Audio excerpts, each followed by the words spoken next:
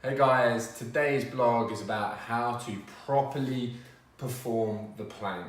Over the last couple of weeks, I've noticed so many clients not getting this simple movement right. And you'd be surprised how much goes into the plank. There's quite a bit going on from the shoulders, there's quite a bit going on from the hips.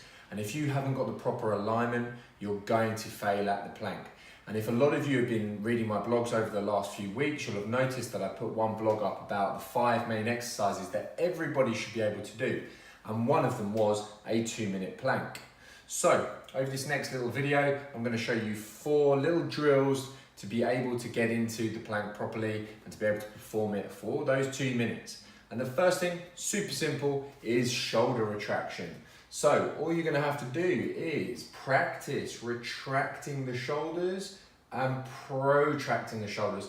Now the way that I teach clients how to do this is you squeeze the shoulder blades together. Let me show you from the back. Squeeze the shoulder blades together. So that is retraction, and protraction is the opposite. So the way that I teach this is trying to imagine that you're hugging a tree. So if you imagine that you're in that retracted position, now we're going to hug the tree. My torso stays completely straight, but the shoulder blades have moved outwards. They've rotated outwards, hence the rotator cuff. So you are retracting and protracting. And the key here is that when you're in the plank, you want to be in a sort of neutral to protracted position. You never want to be in a retracted position. This shows weakness in the plank, and I'll show you a little bit later how that's performed. The second thing is hip tilts. We want to be able to mobilize the hips independently from the spine, or the pelvis independently from the spine. So we want to go into an anterior tilt and posterior tilt. Again, I like to call this the Michael Jackson. It's out, in, out, in. It might look a little bit crude, but it'll get your abs engaged, and it will also, when you're in a posterior position, it will engage your glutes. So it's anterior, posterior, anterior, posterior. When you're doing the plank, you'll notice, or I want you to notice, that you should be in a posterior tilt position, because then your glutes are on and that will support your lower back. The third little movement is something called the Palloff press. Over to the video. So this here is the Palloff press, and in this instance I'm using a black woody band, but most of you will have access to a cable machine of some sort.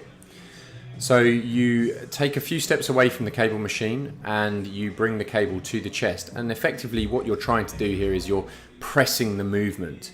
Now you want to keep a supple spine, you want to keep a slight bend in the knee, and you're just gently pressing the weight out in front of you, which you will feel immediately in your obliques and your recto abdominals, and if done properly, in your glutes. Now all of these movements help in the straight arm plank, which you are about to see. So as you can see, the Palloff press uses the serratus anterior of the body and allows much more stability through the shoulders. And there are 2 ways to do the plank. You can either do it on your elbows, or you can, harder version is to do it straight arms. Have a little play around with both, but the Palloff press will allow you strength through this movement here to hold that protracted position. Okay, you can nail those 3 steps, you can lead you on to the 4th step, which is the plank, which you're about to see right now. So we're going to find the position of the straight arm plank, and what you'll notice here is that I am protracting through the shoulders and I'm keeping a posterior pelvic tilt, allowing me to squeeze the glutes. So I'm now going to show you the negative side to the straight arm plank, which is retracted shoulders and a loss of the abdominals and the glutes because I've anteriorly arched the lower back, as you can see. And in a bent arm plank, the same thing occurs. It's retraction through the shoulders and an anterior tilt in the hips. So when performing the proper plank, you want to protract the shoulders and posterior tilt the hips. And there you go, guys, the perfect plank.